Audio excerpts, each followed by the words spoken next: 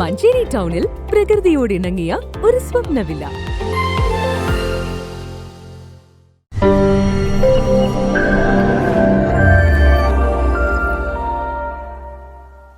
Manjeri medical കോളേജിൽ burial ground നിർമ്മിക്കും. വിദ്യാർത്ഥികൾക്ക് പഠനത്തിന് ഉപയോഗിക്കുന്ന മൃതശരീരഭാഗങ്ങൾ കാലാവധി കഴിഞ്ഞാൽ സംസ്കരിക്കാനാണ് ബറിയൽ ഗ്രൗണ്ട് നിർമ്മിക്കുന്നത്.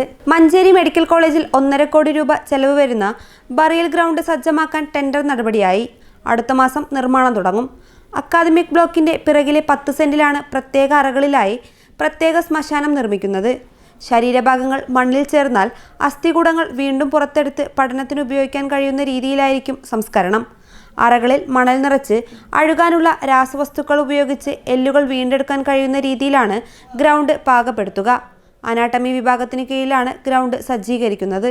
ശ്മശാനത്തിൽ നിന്ന് സമീപ പ്രദേശങ്ങളിലേക്ക് വെള്ളം ഊർന്നിറങ്ങാതിരിക്കാനും തെരുവു നായ്ക്കളും മറ്റും അകത്ത് കയറാതിരിക്കാനും സംവിധാനമുണ്ടാകും.